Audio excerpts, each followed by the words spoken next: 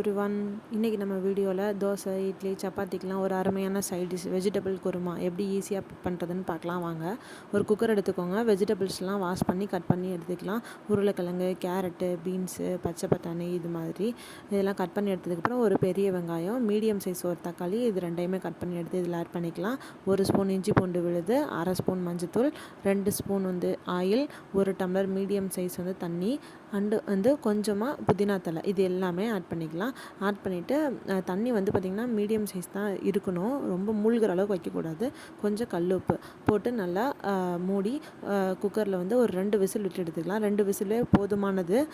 But கொஞ்சம் வேகணும்னு நினச்சிங்க அப்படின்னா 3 விசில் விடலாம், அதுக்கு மேலே விட வேணாம். இப்போ நான் 2 விசில் விட்டு எடுத்துட்டேன். இப்படி தான் வெந்திருக்குது.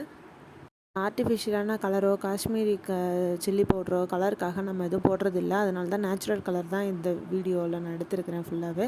இப்போ காய் வெந்திருக்கான்னு சொல்லி பார்க்கலாம். இப்போ இது வெந்திருக்குது. நான் ப்ரெஸ் பண்ணி காட்டுறேன் பாருங்கள். இது மாதிரி இருந்ததுன்னா போதும். ஏன்னா நெக்ஸ்ட் நம்மளுக்கு இன்னும் கொதிக்கிற ப்ராசஸ் நிறையா இருக்குது. ஸோ இது ஒரு பக்கம் இருக்கட்டும். இப்போ ஒரு கடாய் சட்டி எடுத்துக்கலாம். மசாலா ப்ரிப்பேர் பண்ணலாம். 2 ஸ்பூன் தனியா, 1 ஸ்பூன் சோம்பு, 1/2 ஸ்பூன் கசகசா, ஒரு சின்ன மூடி தேங்காய் திருவுனது, ஒரு 6லேருந்து 7 முந்திரி, இல்லைன்னா 1 ஸ்பூன் பொட்டுக்கடலை இது எல்லாமே நல்லா போட்டு வெறும் கடாயில் எண்ணெய்லாம் ஊற்றாமல் வறுத்துக்கலாம். நெக்ஸ்ட் ஒரு 5லேருந்து 6 பச்சை மிளகாய் காரம் மீடியமாக இருக்கிற மாதிரி எடுத்துக்கோங்க. எடுத்துகிட்டு இது நல்லா வறுத்துக்கலாம். தேங்காய் அந்த தண்ணியெல்லாம் ட்ரை ஆகி தனித்தனியாக போகணும். நெக்ஸ்ட் கலர் கொஞ்சம் சேஞ்ச் ஆகணும்.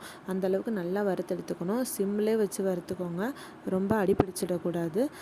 நல்லா வறுத்தெடுத்துட்டு இது ஆறுனதுக்கப்புறமேட்டு ஒரு மிக்சர் ஜாரில் நம்ம போட்டு நல்லா தண்ணி கொஞ்சம் கொஞ்சமாக விட்டு நல்லா பேஸ்ட்டாக அரைச்சி எடுத்துக்கணும். அரைச்சி எடுத்து அதை பார்த்திங்கன்னா நல்லா சாஃப்டாக நைஸாக இருக்கணும். அதை நம்ம இந்த வெஜிடபிள் வேகிறதுல ஆட் பண்ணிக்கலாம். ஆட் பண்ணி நல்லா கொதிக்க விட்டதுக்கப்புறம் ஒரு 1/2 ஸ்பூன் சர்க்கரை இதில் ஆட் பண்ணிக்கலாம்.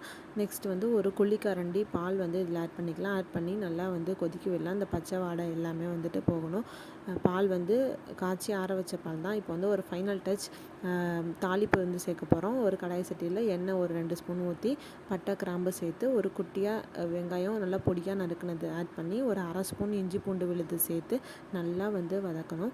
வதக்குனதுக்கப்புறம் ஒரு குட்டி ஸ்பூனில் மிளகாத்தூள் ஆட் பண்ணிவிட்டு நல்லா வதக்கிட்டு அதுக்கப்புறம் அதை எடுத்து அந்த காயில் போட்டுறணும்.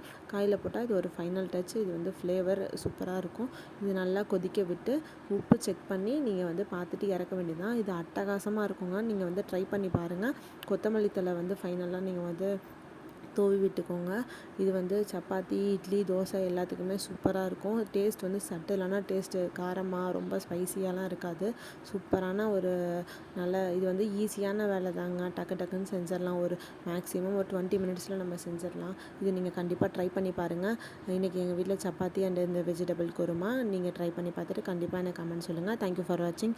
Subscribe to my channel. Bye bye. Next வீடியோவில் பார்க்கலாம் நம்ம.